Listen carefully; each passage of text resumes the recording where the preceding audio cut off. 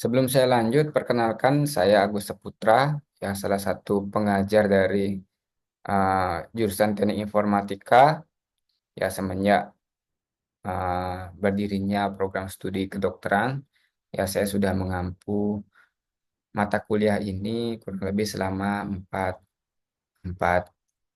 empat kali ya, dari angkatan pertama yaitu Kak Bayunya.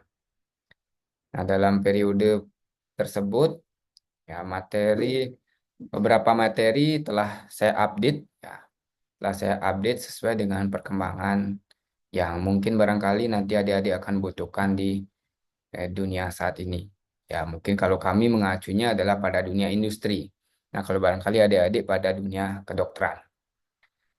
Nah, sebentar saya mungkin akan kirimkan dulu terkait.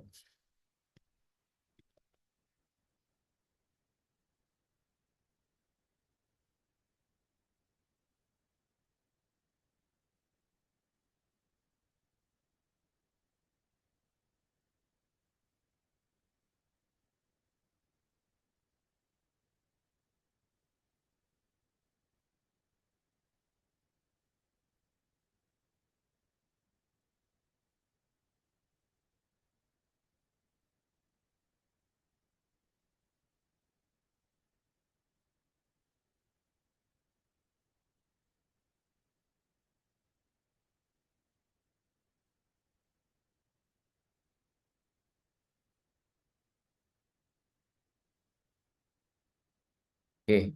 Nah, saya kirimkan silabus yang mungkin kita akan nanti pelajari terkait dengan materi utamanya adalah terkait informatika kesehatan. Jadi di dalamnya adalah bagaimana teknologi saat ini khususnya peran sistem informasi dalam mendukung praktik kedokteran. Ya, peran sistem informasi dalam mendukung praktik kedokteran.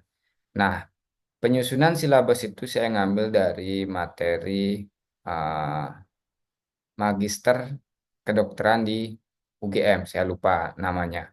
Ya, itu saya susun silabusnya berdasarkan referensi dari prodi kedokteran tersebut. Oke, namun dalam perkembangannya, kami dari tim pengajar juga menyisipkan beberapa teknologi seperti eh, teknologi imersif ya, yaitu virtual reality dan kecerdasan buatan nanti di akhir sesi. Nah, saya mungkin bisa mulai perkuliahannya dulu ya. Oke. Nah, adik-adik silakan on cam ya. Sebentar, beberapa hal perlu kita sepakati, utamanya terkait kontrak kuliah ya.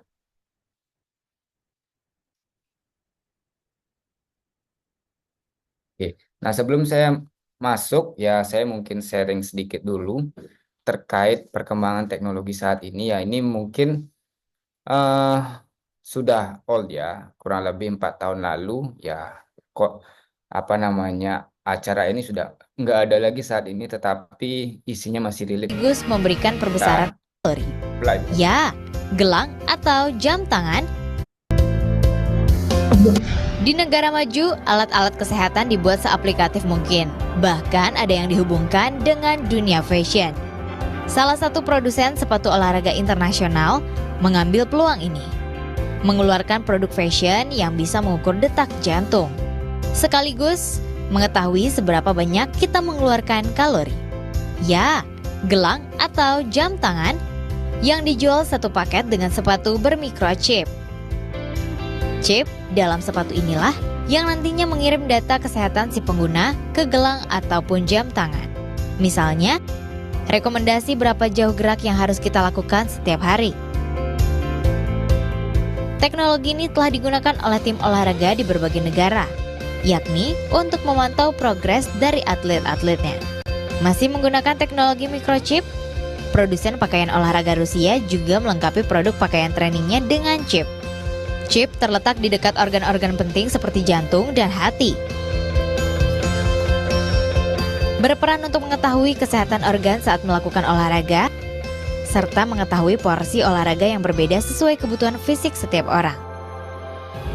Rekomendasi kesehatan diperoleh dari data yang terkirim langsung ke gadget kita. Berikutnya ada teknologi yang membantu penyembuhan bagi yang mengalami masalah pada tulang. Teknologi kesehatan ini disebut Bones, karet lentur yang dilengkapi beberapa sensor untuk dapat merangsang perkembangan tulang, khususnya bagi mereka yang mengalami patah tulang. Bones dirancang untuk menggantikan fungsi gips. Melalui tekanan pada syaraf tertentu, alat ini bekerja untuk membantu memberikan rangsangan gerak. Bagi pencinta fashion yang peduli dengan kesehatan kulitnya, gelang stylish yang dapat mengukur suhu darah ini bisa melengkapi penampilan.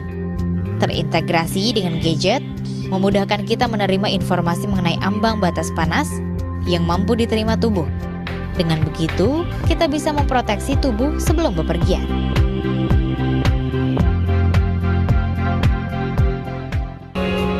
Berbeda dengan alat-alat sebelumnya, ada beberapa alat kesehatan yang memang dikhususkan untuk penyandang tunanetra, membantu untuk merasakan apa yang ada di sekitarnya dengan cepat. Teknologi yang pertama disebut Eye Assistant, yaitu kamera yang dipasang pada jari tangan untuk langsung terhubung dengan internet. Apa yang terekam di kamera akan ditransfer langsung lewat internet. Namun, keterbatasan akses internet terkadang menjadi kendala.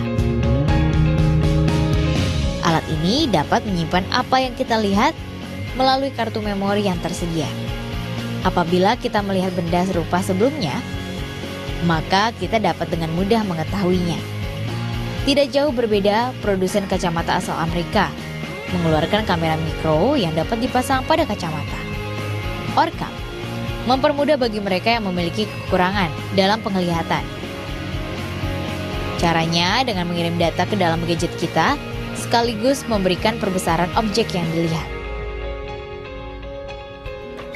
Ada pula Mobile Lorm, sarung tangan yang dapat mentransfer sandi komunikasi melalui tangan, yang kemudian ditransfer menjadi audio. Sarung tangan ini juga bisa menjadi media mudah untuk melakukan pengetikan di telepon genggam. Dengan begitu, para penyandang tunanetra dapat dengan mudah berkomunikasi melalui alat ini. Wow, that was so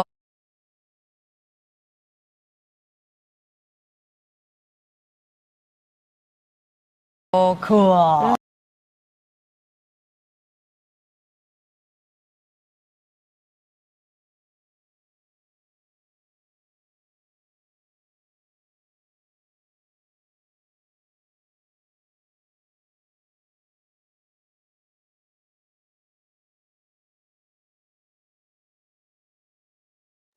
Nah, itu tadi saya mungkin sudah share ya terkait dengan peran dari teknologi digital dalam mendukung aktivitas kesehatan ataupun nanti adik-adik dalam melaksanakan praktik kedokteran. Nah, dari beberapa mungkin barangkali cuplikan teknologi tadi, ada nggak yang saat ini mungkin adik-adik sudah temui di lapangan atau bahkan sudah digunakan dan memang benar-benar bermanfaat untuk adik-adik? Silakan saya buka diskusi sesi pertama.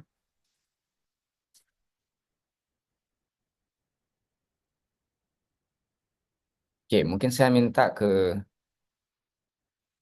Lingga. Halo Lingga, silakan. Oke, kita diskusi aja ya. Jangan malu-malu adik-adik.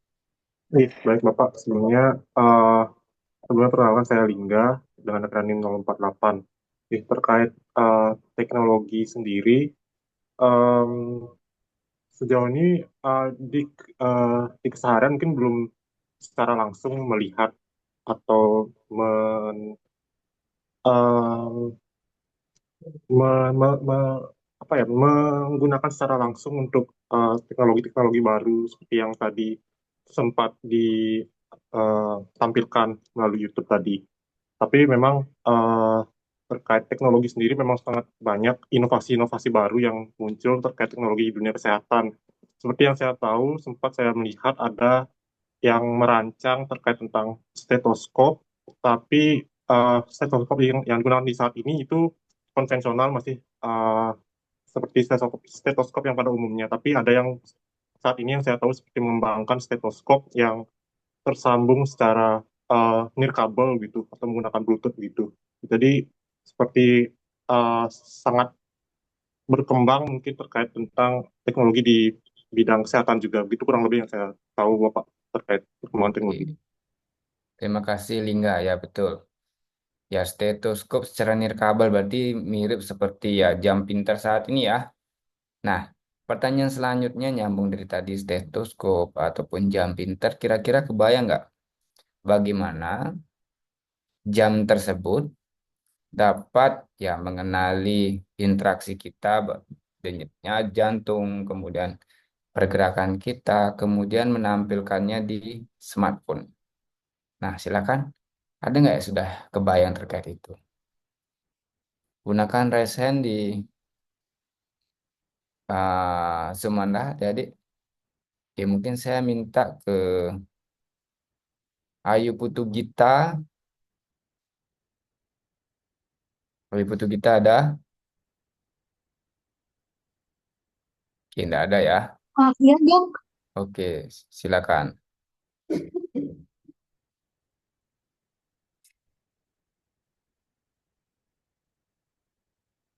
Halo, silakan.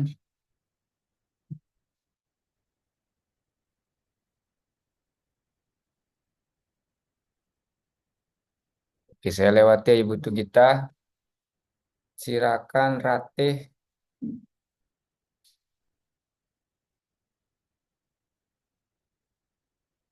Oke, Ratih nggak ada juga ya.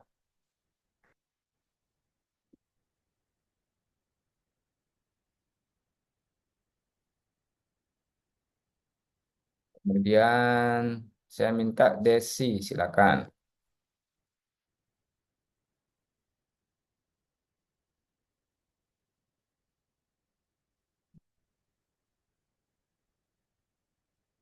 Silakan, Desi, Desinta. Mohon izin menjawab, Pak.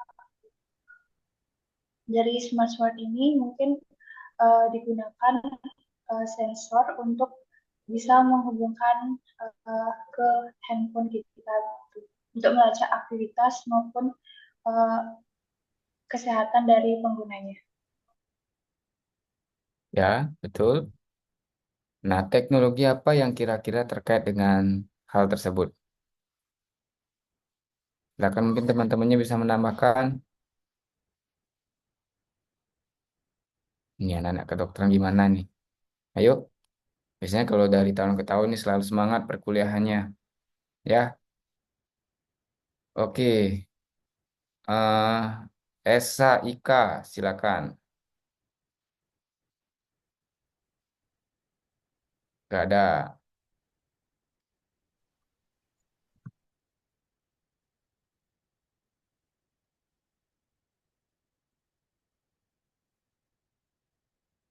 Oke, selanjutnya Sami Wijaya juga nggak ada.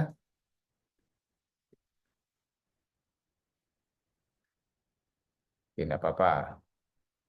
Nah, saya minta ke Bagas deh. Silakan Bagas. Eh, Kalau dari saya sih alatnya mungkin sama kayak yang menghitung nadi itu mungkin menghitung dari iramanya sih, Dok. Tapi kalau dari menghitung kalori itu saya masih belum paham sih. Yang kalori. Oke. Ya, Ya, alatnya dulu dah. Bagaimana kira-kira mereka berkomunikasi.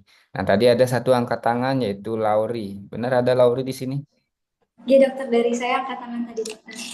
Oke, Bapak. Iya. Saya izin, silakan.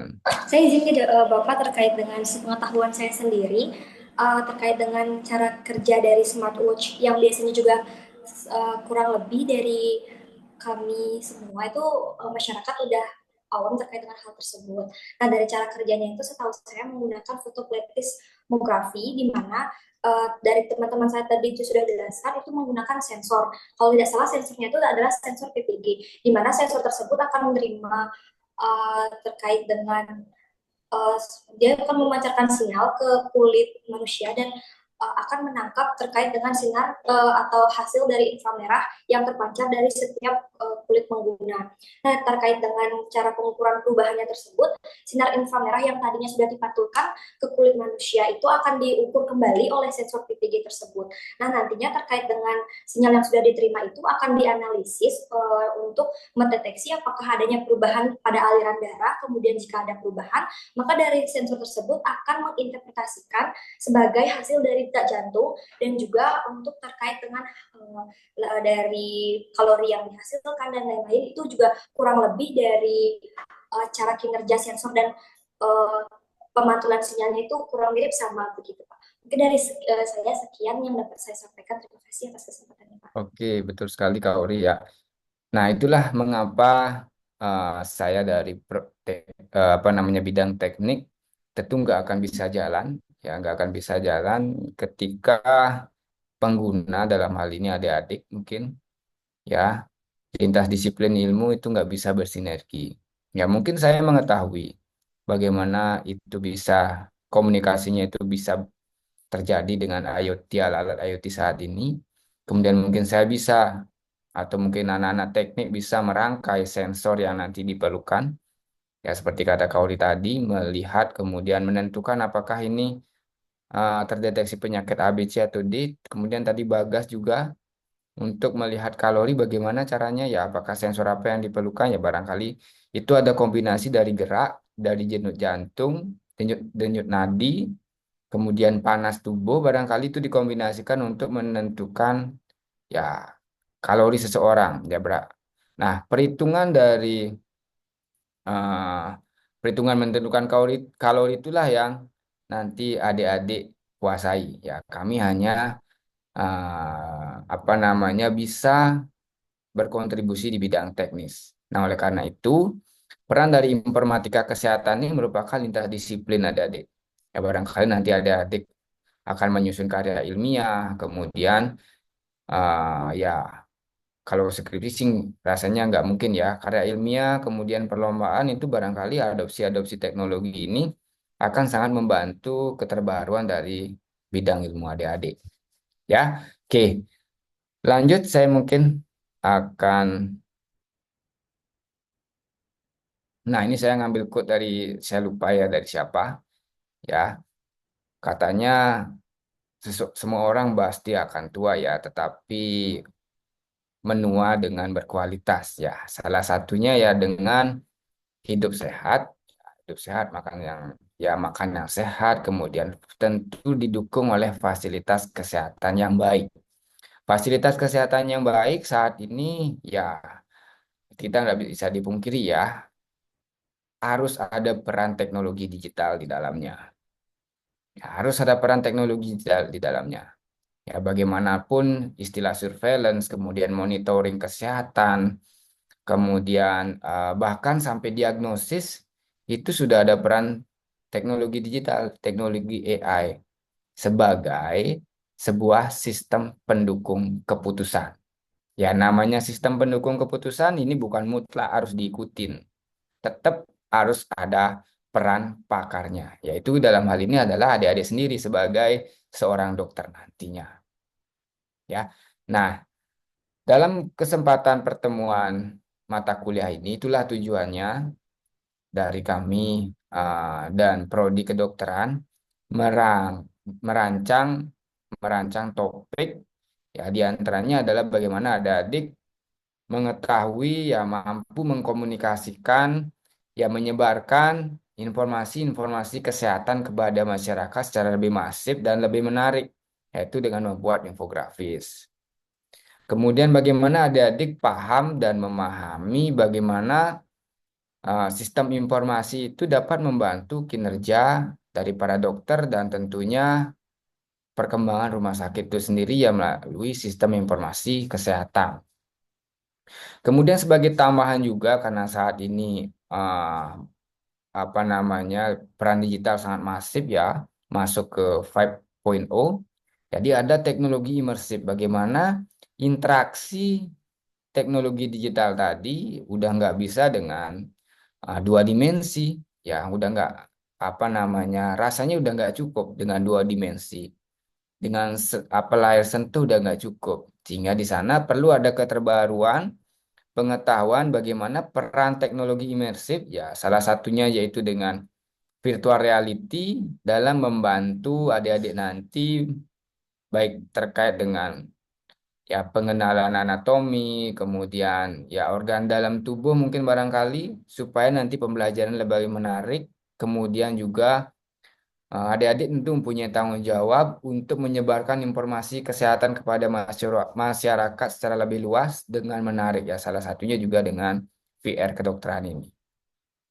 Dan terakhir, setelah data-data adik-adik pahami bagaimana seluk-beluknya data itu kita proses, kita tampilkan, kemudian akan menjadi output, menjadi input lagi, ya. Siklus dari hidup data itu adik-adik ketahui, ya maka ada keterbaruan lainnya, yakni bagaimana peran artificial intelligence ini dalam memberikan sebuah keputusan terkait dengan praktik kedokteran. Nah, itu ada di apa namanya pertemuan terakhir. Nah, secara detail mungkin skemanya nanti kita akan rancang seperti ini. Ya, kita akan kuliah ya seminar lah istilahnya ya. Kalau dulu kakak tingkatnya sejumlah 105, ya 104 itu jadi satu kelas juga. Tapi pengampunya baru saya dan Pak Wahyu.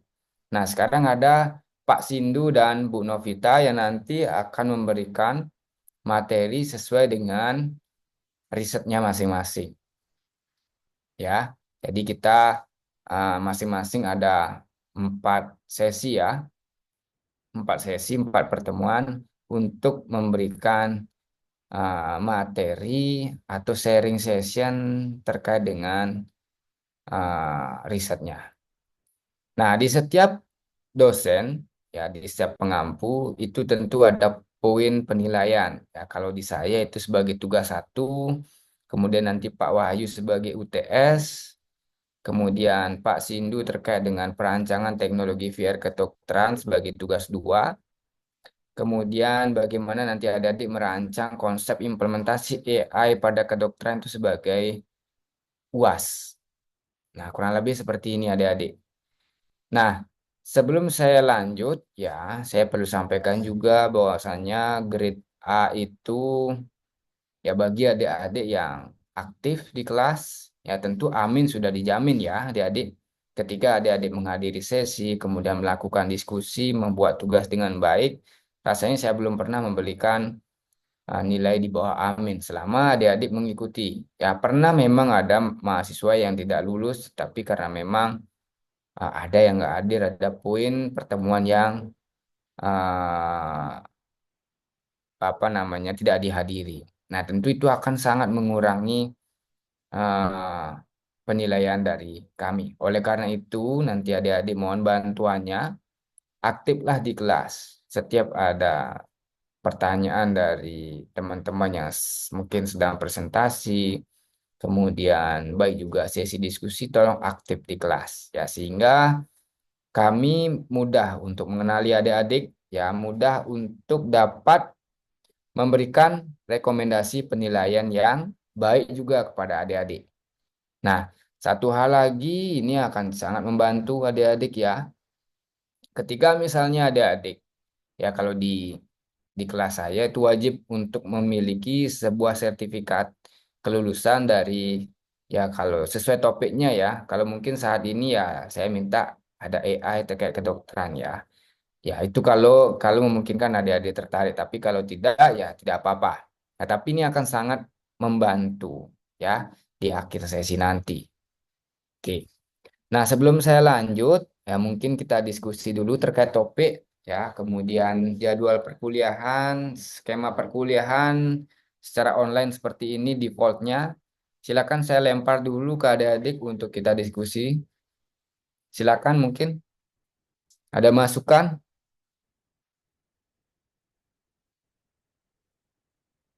Oke, mungkin diwakili Bagas, silakan Bagas.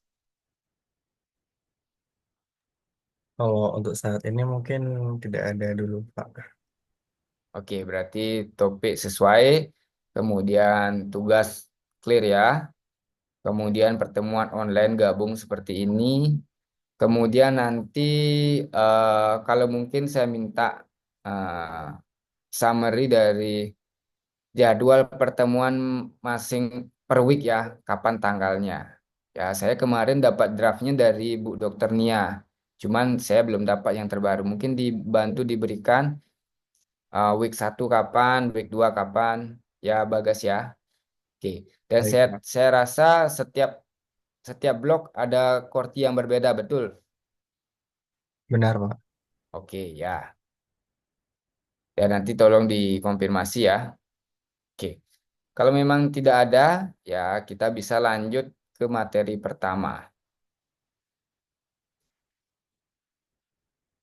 Nah, sebentar saya minta adik-adik ya stay di kelas ya kalau memang terjadi koneksi jaringan ya boleh sesekali offline tapi ketika nanti diskusi semua saya minta untuk online kembali ya. Sorry, on cam kembali ya. Oke. Nah, materi pertama saya langsung saja yaitu pengantar sistem informasi kesehatan. Nah, eh, luaran dari topik ini selama sampai pertemuan keempat ya. Jadi adik-adik memahami konsep sistem informasi kesehatan yang pertama, kemudian mampu merancang konsep sistem informasi kesehatan terintegrasi, yang di dalamnya kita akan belajar terkait dengan standar dan standar interoperabilitas sistem kesehatan, termasuk at level 7 ya. Kemudian terakhir, adik-adik memahami konsep big data kesehatan. Oke. Nah, untuk mungkin barangkali di final project ini akan berubah nanti ya, tetapi paling nggak di topik saya sebagai tugas satu adalah adik-adik mampu merancang sistem informasi kesehatan terintegrasi ya sebagai tugas satu ya. Ini bukan final project tapi tugas satu ya. Oke. Nah, informatika sendiri merupakan studi kasus atau bidang studi terkait dengan bagaimana kita mengakuisisi data, ya mengumpulkan data, memproses, kemudian memberikan luaran dan menggunakan informasi. Ya, luarannya sebagai informasi.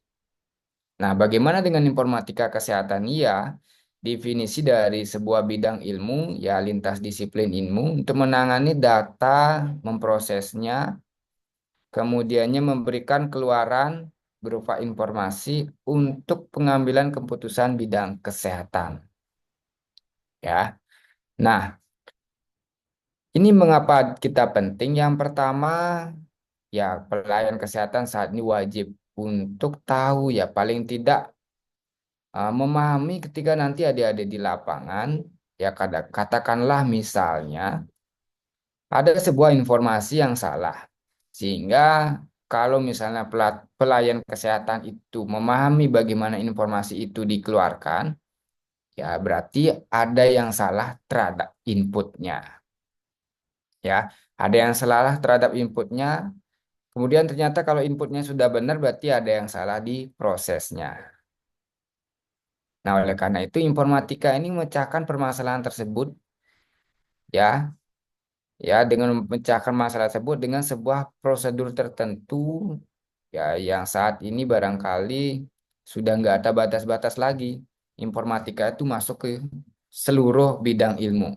Sehingga kami seperti yang saya tadi katakan, halit teknik ya bidang teknik juga akan berarti ketika agak ada sumbangsih ide dari bidang pengguna. Ya, bidang penggunanya ya bidang lain kesehatan, ekonomi, pertanian. Oleh karena itu dibutuhkanlah pelayanan kesehatan yang terdidik ya paling tidak memahami seluk-beluk bagaimana data diproses sehingga muncul informasi. Nah, di sisi lain menurut ya International Medical Association ya ini hasil translitannya. Kemajuan dalam proses informasi ini juga mengubah pola masyarakat. Bagaimana saat ini ketika kita masuk ke sebuah rumah sakit atau layanan kesehatan yang sama sekali tidak ada mengadopsi teknologi kesehatan, sistem informasi, maka kita akan berpikir, wah nih apa namanya klinik ini atau mungkin puskesmas ini kok masih kudet ya. Seluruh antrean, seluruh data pasien itu masih ditangani dengan manual. Ya, pikiran pertama akan seperti itu. Nah, pengetahuan kedokteran dan kesehatan akan berkembang sedemikian cepat sehingga juga dibutuhkan metodologi untuk memberikan rekomendasi informasi yang cepat terhadap penanganan pasien. Oleh karena itu hadirlah rekam medis. Kemudian ada resume medis, kemudian ada personal health eh, apa namanya PHR, personal health record ya atau IMR itu istilah rekam medisnya yang saat ini memang sangat penting di setiap layanan kesehatan. Rekam medis tanpa database, tanpa adanya peran teknologi itu akan sulit untuk kita tracking. Oke, nah secara umum informatika kesehatan ini terdiri dari bioinformatika. Ini mungkin kita nggak akan pelajari ya. Yang berikutnya adalah informatika pencitraan terkait dengan ya data citra medis yang mungkin nanti akan masuk di paling akhir sesi. Bagaimana kita mengkelompokkan, mengenali, mengetahui pola hasil-hasil ronsen atau hasil-hasil citra MRI itu jadi sebuah indikasi penyakit baru. Nah, kemudian berikutnya informatika klinik ini terkait dengan peran informatik apa namanya rekam medis. Kemudian informatika kesehatan masyarakat bagaimana nanti adik-adik membuat poster kesehatan. Ya. Oke. Nah, kalau kita melihat dari informatika kesehatan itu sendiri, ya ruang lingkupnya mulai dari pelayanan primer, klinik, dokter pribadi, kemudian rumah sakit, rekam medis, dan pemeriksaan cita medik ini seluruhnya harusnya sudah dilakukan secara digital sehingga proses antara apa namanya transfer informasi dari layanan paling bawah ke layanan paling atas itu gampang. Ya, apalagi saat ini ada istilahnya bridging BPJS ya. Kalau dulu sebelum ada bridging BPJS, ya penelitian saya memang terkait dengan sistem informasi kesehatan terintegrasi. Jadi bagaimana saya mengembangkan admisi puskesmas, kemudian memberikan surat rujukan, kemudian di rumah sakit itu tinggal memasukkan nomor surat rujukan, nggak perlu print out, sudah kelihatan. Oh, si A di puskesmas 1 sudah ditangani dengan diberikan obat injeksi sekian mili, sehingga di rumah sakit nggak perlu lagi. Kita cukup melakukan tindakan selanjutnya. Nah, itu sekarang kalau dengan bridging BPJS ini sudah dilakukan. Nah, berikutnya tinggal kita memanfaatkan rekam medis yang saat ini mungkin saya lihat di aplikasi JKN, saya sudah lihat riwayat di mana saya pernah opname, kemudian kapan saya opname atau pemeriksaan itu saya sudah lihat, tetapi detil rekam medisnya saya belum kelihatan di JKN. Nah, ini karena bagaimanapun nanti kita akan bahas satu topik, rekam medis ini adalah harus dimiliki, harus diketahui oleh si pasien. Ya. Nah, tadi mungkin ada pertanyaan bagaimana sensor-sensor tadi itu dapat memberikan informasi kepada penggunanya. Ya, salah satunya dengan pemrosesan sinyal biologis. Sinyal ini di apa namanya diperoleh dari sensor analog yang menempel di tubuh kita. Salah satunya yang umum adalah EEG yang mungkin adik-adik pernah melihat penelitian di teknik bagaimana EEG ini dapat ya mengidentifikasi apakah seseorang sedang stres, kemudian ya terkait bimbingan konseling, kemudian termasuk minat bakatnya ini diketahui sampai dari EEG ini. Ya. Dan sensor-sensor lainnya seperti sensor denyut jak nadi, panas tubuh, kemudian tadi adalah pergerakan itu semuanya adalah sensor analog atau apa namanya sinyal analog. Nah, oleh karena itu, bagaimana sensor itu dapat memberikan informasi yang tadi input dulu ya, ya inputnya berupa analog, dari input itu ditransfer, dikonversi menjadi sinyal digital, kemudian sinyal digital untuk dapat memberikan informasi, maka perlu tersimpan di dalam sebuah database istilahnya ya. Database ini adalah menyimpan seluruh data digital, ya, sinyal digital yang diperoleh dari sensor analog tadi. Nah, ini baru sebatas menyimpan, ya, baru sebatas menyimpan. Nah, dalam proses menyimpan ini juga tentu adik-adik akan berpikir, ya, sinyal analog digital ini dimiliki oleh siapa, kapan diambil, dari alat apa, datanya bagaimana. Nah, itu yang nanti akan perlu adik-adik analisis untuk menjadi sebuah istilahnya file, ya, atau kolom-kolom data seperti adik-adik membuka Excel. Ya, nah ketika perancangan basis data ini sudah diketahui, maka selanjutnya adalah adik-adik akan membuat sebuah antarmuka. Bagaimana nanti sensor-sensor tadi, data-data yang tadi sudah dimiliki oleh sistem itu dapat dilihat oleh penggunanya.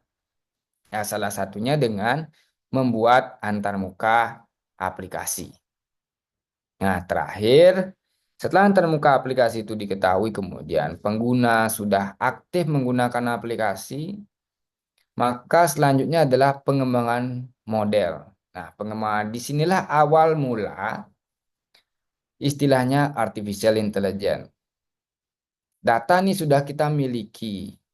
Ya udah banyak nih, ada ribuan penyakit kita ada di data rekam medis. Kemudian setiap penyakit tersebut sudah diketahui apa obatnya, kemudian apa efek sampingnya dan berapa yang sudah meninggal.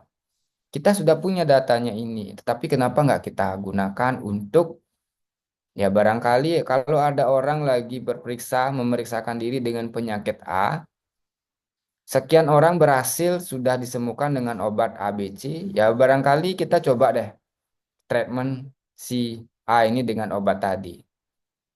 Nah, kalau kita di tatanan manusia nggak mungkin kita mengingat, ya, Bagas memeriksakan diri sakit kepala obatnya A mungkin. Ya, kemudian tadi Kauri memeriksakan diri sakit kepala obatnya B. Kita nggak mungkin mengingat, tapi sistem bisa dengan mudah mengingat itu. Nah, disinilah awal muda pemodelan dan simulasi. Agar data-data itu dapat berguna untuk pengambilan keputusan medis. Ya, supaya tidak hanya sebagai informasi belaka aja, tetapi juga supaya bisa berperan. Si A riwayatnya adalah sakit kepala 3 hari, pusing-pusing, mual-mual. Oh, rekomendasi obatnya adalah katakanlah paracetamol dosis sekian mili. Jadi itu rekomendasinya. Sehingga dokter juga nanti ketika dia sedang sendiri ada istilahnya sebagai pembanding, ya, untuk rekomendasi keputusan tadi. Nah, ini terkait dengan pengantar informatika kesehatan. Ya, sebelum saya lanjut ada dulu pertanyaan. Silakan yang masih di kelas gunakan fitur raise hand di bawah. Ya, gunakan tombol trompet atau tombol jempol atau uh, tepuk tangan silakan. Oke, kecuali resen ya. Resen itu silakan digunakan ketika memang adik-adik ada pertanyaan yang ingin disampaikan.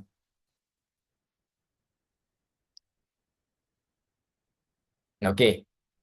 Nah, jadi adik-adik ya, kita akan melakukan kuliah seperti ini. Ya, jadi nanti barangkali di tengah saya sedang bicara, kemudian adik-adik tiba-tiba terselip pertanyaan, silakan langsung diajukan. Ya, langsung diajukan. Mungkin nanti kalau misalnya saya bisa menanggapi, saya akan tanggapi langsung. Ya, kalau mungkin saya akan perlu untuk melihat, barangkali untuk, ya, cari jawaban yang lebih tepat, saya akan tunda. Ya, jadi jangan sungkan Oke, clear ya. Ini terkait dengan kurang lebih bagaimana data dari sinyal analog tadi itu sampai ke kita sebagai pengambil keputusan ya. Contoh yang real sering dilakukan di kedokteran adalah USG ya, USG, kemudian ya barangkali sekarang sudah ada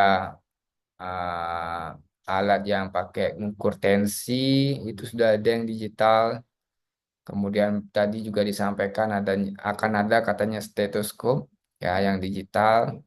Kemudian alat pengukur apa namanya peredaran darah itu masif sekali terjual ketika COVID. Nah, artinya sudah banyak ini digunakan. Sekarang tinggal kita bagaimana mengolahnya ya. Oke. Nah, mengapa ini adik-adik penting untuk adik-adik ketahui ya? Ini mungkin akan menjadi bekal ya, bukan saja bekal tambahan bagi adik-adik ya, tetapi juga bekal kompetensi di bidang kesehatan. Karena nanti di lapangan nggak mungkin adik-adik apa namanya magang atau koas itu nggak mungkin nanti rasanya tidak menggunakan aplikasi. Ya, paling tidak nanti mungkin adik-adik akan menggunakan mencatat data pasien, kemudian memasukkannya data pasien tersebut riwayat medisnya ke aplikasi. Ya, mungkin kalau di admisi mungkin adik-adik nggak akan gunakan di admisi ya, mulai pendaftaran loket sampai dia dapat nomor antrian sampai dia dilayani, adik-adik nggak akan bakal tahu proses tersebut. Tetapi ini perlu adik-adik pahami ya. Siapa tahu nanti adik-adik lulus kedokteran itu ditempatkan di bidang manajemen seperti teman saya, ya manajemen pendidikan di sebuah rumah sakit di Buleleng, ya manajemen sumber daya manusia, sorry, ya di dalamnya ada istilahnya pendidikan dan karir staf rumah sakit. Ya salah satunya adalah bagaimana katanya menggunakan sistem manajemen karir yang dimiliki oleh pemerintah pusat. Ya, jadi adik-adik paling tidak tahu bagaimana data itu disimpan, dengan database-nya apa, kemudian skema komunikasinya seperti apa, ya sehingga nanti barangkali ada trouble, kemudian nanti adik-adik juga akan ya siapa tahu nanti berada di tatanan manajerial ketika nanti menandatangani kontrak terkait dengan pengembangan teknologi di rumah sakit, adik-adik akan dapat melakukan penawaran kepada vendor, kepada pihak teknis. Ya, jadi luas sekali manfaatnya adik-adik mengetahui ini. Ya, jangan sampai nanti adik-adik berharap atau berpandangan bahwasanya kuliah ini hanya untuk mengejar nilai. Tidak. Ya, nanti saya akan sharing bagaimana nanti adik-adik sistem itu dibuat, kemudian kira-kira berapa biaya yang diperlukan, berapa lama. Ya, adik-adik harus mampu mengetahui, mengestimasi berapa lama pekerjaan ini akan dibuat dengan fitur sekian banyak dan berapa budget yang mungkin bisa kita akan berikan. Ya, oke. Ini secara siklus seperti ini, ada data, ya diolah menjadi sebuah informasi. Ini akan looping terusnya, akan menjadi sebuah pengetahuan baru. Ya, oke. Nah, siklusnya secara detail akan seperti ini. Ya, katakanlah misalnya siklus data informasi ya mungkin tidak saya ambil dari kesehatan ya. Oke, ya oke. Mungkin saya akan ambil dari contoh kesehatan. Bagi contoh misalnya ya. Tentu saya yang pertama saya lakukan ketika saya memeriksakan diri ke rumah sakit akan masuk di sistem admisi. Ya, saya didata, nomornya dimasukkan data NIK, kemudian tersimpan. Ya, keluarlah sebuah informasi. Ya, dicetak nih, saya dapat antrian. Kemudian saya diperiksa oleh dokter dan perawat, kemudian didiagnosis, ini obatnya sekian, melalui sebuah interface tablet ya, dokter memeriksa, katakanlah demikian ya. Kemudian saya didiagnosis kena sakit kepala, meriang, demam, ya. Kemudian langsung diberikan rekomendasi di bawahnya, kemudian tersimpan. Ya, ini udah masuk ke tindakan dan keputusan pemberian informasi tadi itu. Ya, obatnya apa? Nah, hasil tindakan ini akan masuk ya menjadi masukan kembali di sistem lainnya. Katakanlah setelah saya mendapatkan apa tadi resep, kemudian riwayat apa namanya diagnosis dan barangkali obat, ini akan menjadi sebuah inputan di sistem lainnya.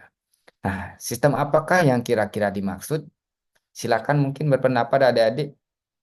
Ya, saya sudah memeriksakan diri, kemudian dokter sudah menyimpulkan bahwa saya mengidap penyakit sakit kepala dan demam. Dikasih, dicetaklah, diberikanlah resep paracetamol diagnosis 5 mili misalnya, tersimpan. Nah, berikutnya sistem apa yang kira-kira akan menggunakan? Silakan, ayo adik-adik.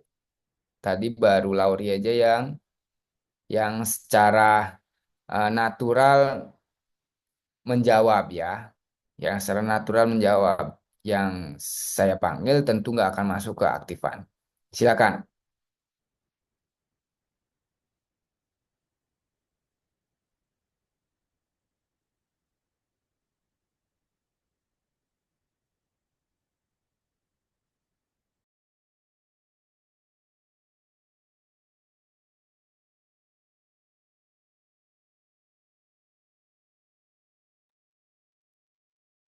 Silakan. Ayo, masa anak-anak kedokteran ya adik-adik ini adik-adik pilihan loh. Kalau adik-adik ngapalin rumus apa namanya istilah-istilah kimia saja hafal, masa yang ini nggak bisa jawab sih. Ayo, oke, coba mungkin saya minta ke Nirata, Komang Nirata, silakan. Izin Pak, eh, saya belum ada ide mengenai jawabannya, Pak. Mohon maaf sebelumnya. Oke, silakan yang sesuai praktik sehari-hari, misalnya ada setelah dapat resep kemana kira-kira. Oke, ini yang nggak ada Esa, Faris, Sami, Ayu dan Dennis ya, sama Ayu Ariantika ini tadi saya panggil-panggil juga nggak muncul ya. Oke, nggak apa-apa. Berikutnya coba saya minta ke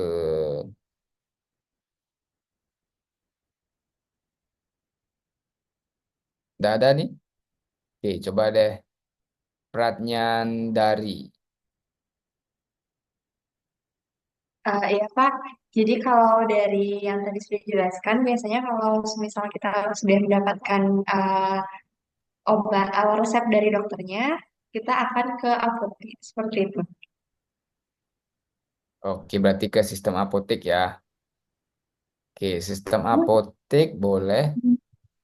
eh ya, kalau di rumah sakit katakanlah di RSUD ini sudah, ya RSUD Bali Med ini sudah langsung ya. Ketika saya masuk ke apotek, mereka sudah tahu.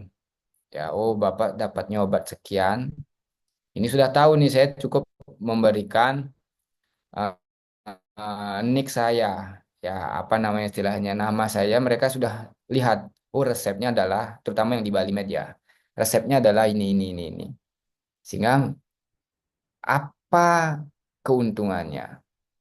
Ya, yang pertama keuntungannya barangkali dari saya keluar dari apa namanya klinik ini ya apa istilahnya poliklinik lah ya akan ada jarak barangkali jauh ke apotek sehingga mereka dapat mempersiapkan terlebih dahulu. Sehingga ketika saya datang, mereka sudah tinggal memanggil dan memberikan resepnya, ya, dan memberikan obatnya. Nah, ini akan menjadi data masukan baru di sistem apotek tadi. Nah, sistem apotek memproses lagi nih, ya, oh data dari pasien A sudah diambil, kapan diambil, oleh siapa. Ini akan begitu selanjutnya. Nah, ini proses looping ini akan terus dilakukan sehingga seluruhnya inilah akan menjadi istilahnya basis pengetahuan. Ya, basis pengetahuan ketika looping ini terus dilakukan, sesuatu saat akan terjadi basis pengetahuan yang baru. Ya, sampai misalnya ada pasien ya yang sakit kepala ternyata diberikan obat yang berbeda, itu akan menjadi basis pengetahuan yang baru. Ya. Oke. Nah, sumber data yang biasa kita lakukan ya dari internal ya apapun inputan dari pasien, dari admisi, itu akan menjadi sumber internal. Nah, eksternalnya,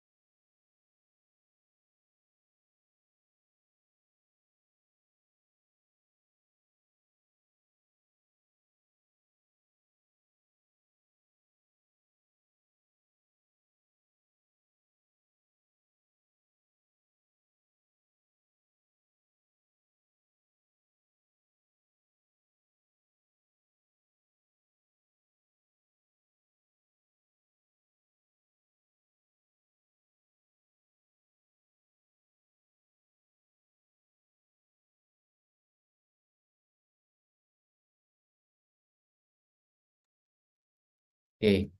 Nah, selanjutnya inilah yang perlu kita lakukan, yakni karena sumber datanya ada dua, ada eksternal dan internal. Nah, eksternal ini yang perlu kita lakukan, makanya kita mengenal adanya integrasi data antar sistem informasi kesehatan. Nah, ini kita akan bahas khusus di pertemuan minggu depan. Ya, oke. Nah, berikutnya kalau analog udah tadi saya sampaikan ya. Nah, yang tak kalah penting nanti adalah bagaimana adik-adik juga memahami bahwasanya rekam medis itu sangat secret ya, sehingga penyimpanannya pun istilahnya halus anonymous data. Jadi penggunanya data yang tersimpan itu tidak diketahui oleh siapapun. Ya, kalau datanya mungkin kalau tidak transkripsi katakanlah ada kolom penyakit, ya, ada kolom penyakit, ada diagnosa, ada obat, itu boleh nggak transkripsi. Yang penting siapa yang memiliki baris data tersebut itu yang tidak diketahui. Nah, bagaimana proses enkripsi ini? Ini kita perlu isi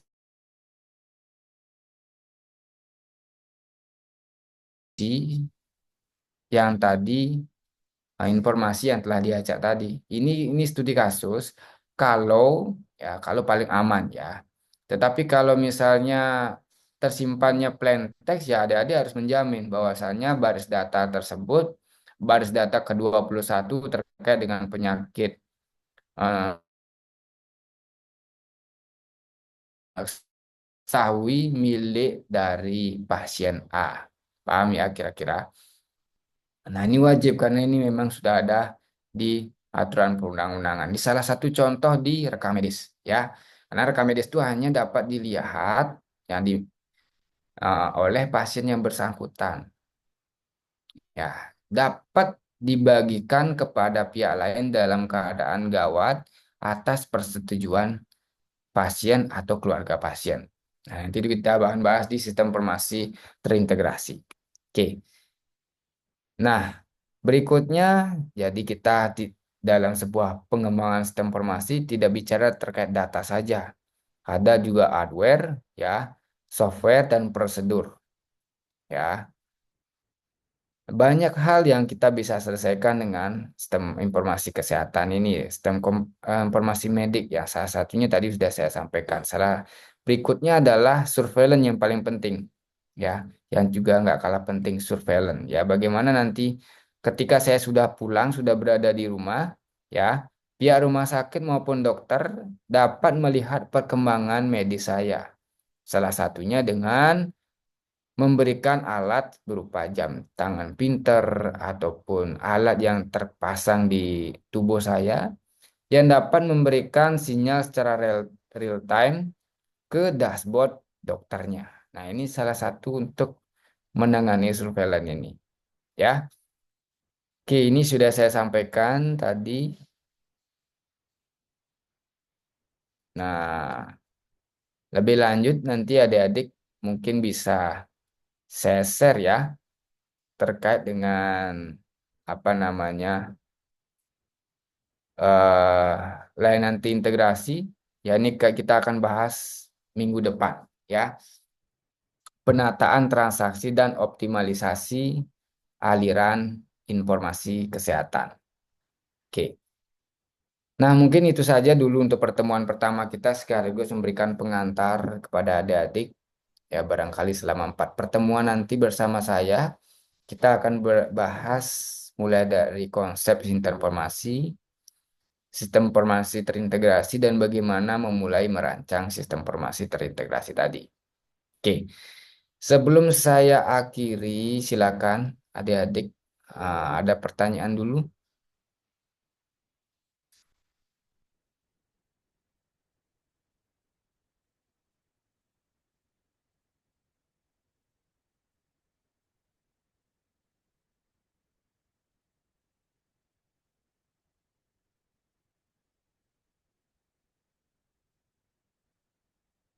Oke, eh, Bagas, oh silakan Bagas. Saya izin bertanya, Pak. Tadi Bapak menjelaskan kalau eh, ada penerapannya, yaitu ketika pasien ada mengalami keluhan, di situ sistem akan mengeluarkan suatu rekomendasi dari suatu penyakit tersebut untuk treatmentnya. Nah, untuk sistem tersebut, apakah emang sudah diterapkan di kehidupan rumah sakit Indonesia saat ini atau memang masih sebuah potensi saja, Pak?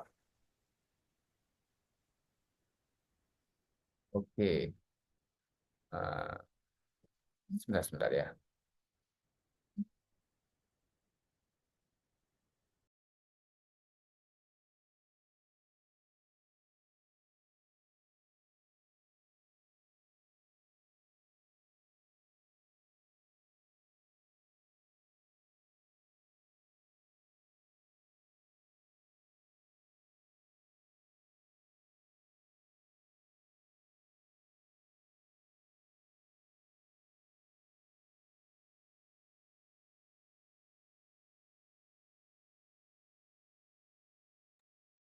Oke, nah setahu saya kalau yang di Indonesia ini baru di tatanan riset. Kalau yang sudah publish, ya itu baru di bridging BPJS. Jadi bagaimana apa namanya sistem persuratan, historical persuratan, apa ya tadi namanya rujukan, kemudian eh, penataan rekam medis itu sudah dilakukan. Tapi kalau rekomendasi, ya sistem pendukung keputusan, ya barangkali rumah sakit swasta sudah mengutamakan membuat itu. Karena beberapa teman saya yang mendirikan startup untuk khusus menangani rekam medis ini sudah mengeluarkan fitur itu. Ya, salah satunya buka terkait dengan pendiagnosaan penyakit. Ya, sudah mengeluarkan fitur itu. Tapi kalau untuk memberikan rekomendasi apa tadi obat itu belum saya ketahui dari temannya, ya. Oke, nah inilah yang nanti adik-adik perlu gali lebih lanjut, ya, menjadi satu tugas di pertemuan ini. Ya, nanti adik-adik akan membaca review artikel terkait paling nggak 2 artikel untuk nanti disandingkan untuk nanti membantu adik-adik dalam mengembangkan merancang sistem informasi. Itu kira-kira Bagas. Baik, terima kasih jawabannya, Pak. Ya. Ya, belum lagi nanti ada istilahnya blockchain ya, blockchain rekam medis. Nah, itu masih sangat di tatanan riset ya. Karena kalau dari segi teknologi ya berkaitan dengan blockchain, kenapa mesti blockchain? Ya, sistem satu data kesehatan yang dicanangkan pemerintah saat ini di roadmap sampai 2028 itu bagus sekali. Ya, bagus sekali. Ya, cuman masalahnya adalah cukup nggak server ya yang kita miliki untuk menampung seluruh record rekam medis setiap pasien. Cukup nggak kira-kira? Saya nih meriksa di bridging BPJS, kemudian tersimpan nih di server pusat. Ya saya aja misalnya 5 kali atau 10 kali, bayangkan kalau yang mengidap penyakit kronis barangkali sampai ratusan kali. Kali berapa juta penduduk. Nah penuh servernya. Nah hadirlah blockchain. Ya tadi dibagi setiap node siapapun pemilik rekam medis, karena pemilik rekam medis itu adalah rumah sakit di mana pasien tersebut diperiksakan. Kalau meriksa di Balimed berarti lah rekam medisnya milik Balimed. Ya, jadi rekam medis yang kita punya sebagai pemilik rekam medis, ya ownernya itu ada di masing-masing rumah sakit yang memiliki layanan kesehatan tempat kita memeriksakan diri. Nah, itu salah satu yang paling memungkinkan adalah dengan layanan integrasi, yaitu blockchain. Cuman ada satu aspek tadi yang dilanggar. Datanya nggak boleh di-share katanya kalau dari undang-undang. Ya, data itu hanya dimiliki oleh layanan vaskesnya di mana pasien itu diperiksa. Jadi nggak boleh ditukar-tukar, nggak boleh diduplikasi. Ya, sehingga mungkin itu yang mengakibatkan blockchain saat ini untuk rekam medis masih di tatanan riset. Ya, oke, ada lagi diskusi lain. Silakan adik-adik. Itu terima kasih, Bagas.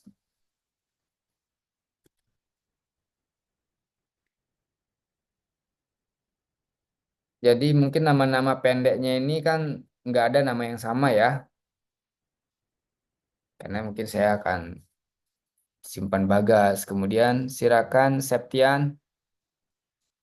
Baik, selamat siang Pak. Terima kasih banyak untuk waktunya. Di sini saya mau bertanya terkait dari alur sistem informatika yang telah diimplementasikan di fasilitas kesehatan tersebut.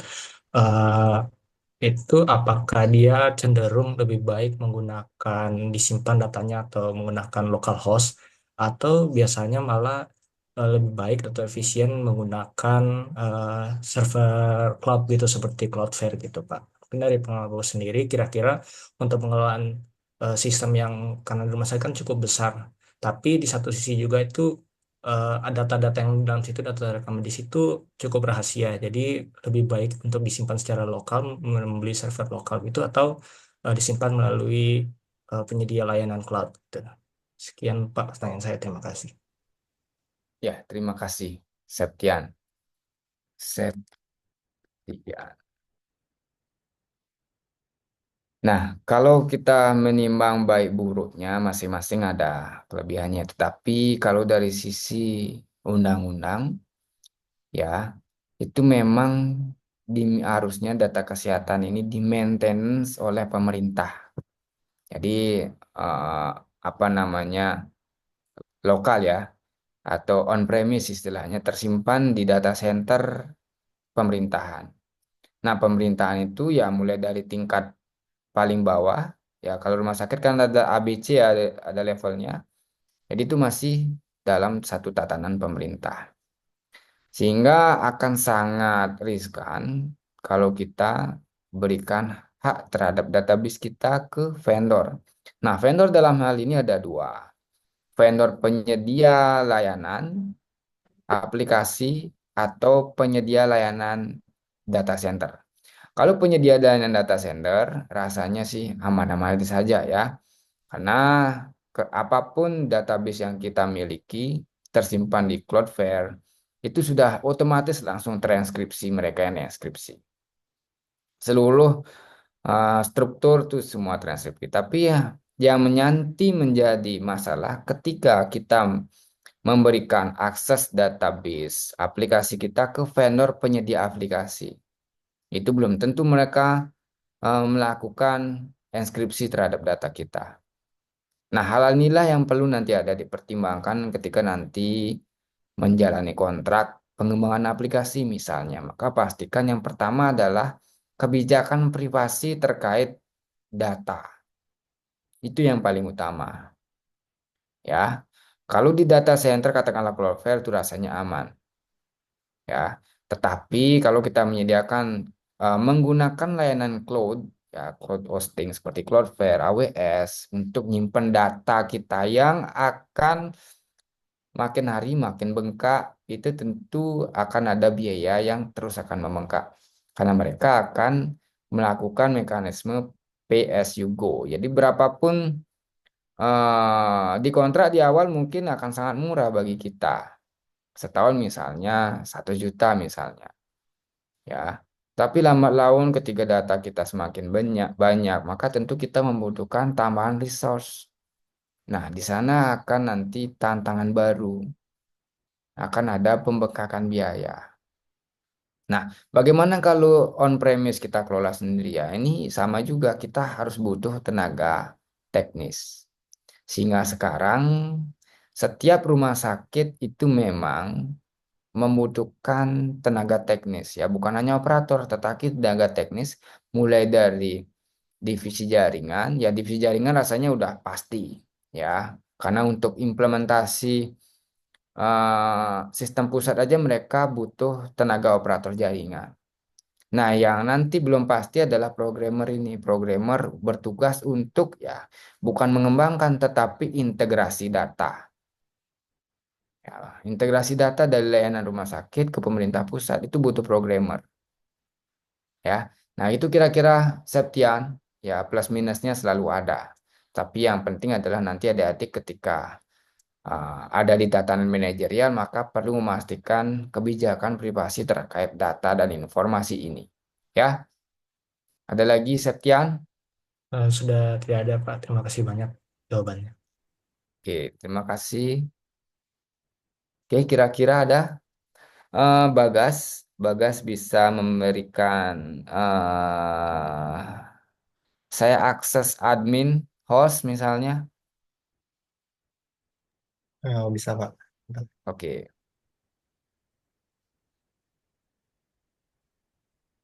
saya perlu membuat polling ya. Sudah Pak. Polling. Oke, sebentar, sebentar.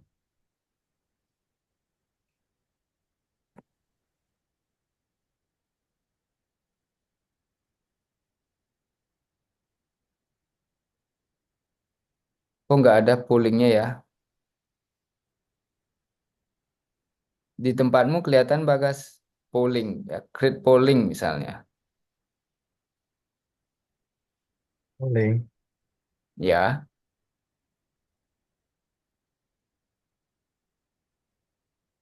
Sebentar Pak, saya jadikan host aja ya. Sudah Pak? saya jadi host nih. Ya, Oke,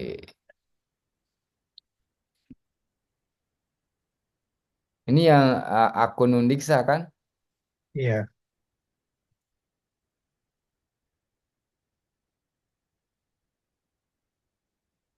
Oh, ini.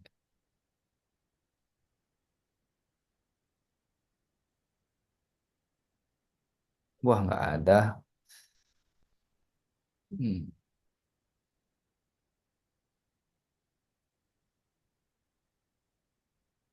Oke. Nggak ketemu fiturnya itu. Nah, untuk absensi silakan tuliskan hanya NIM ya, hanya NIM di kolom chat. Silakan.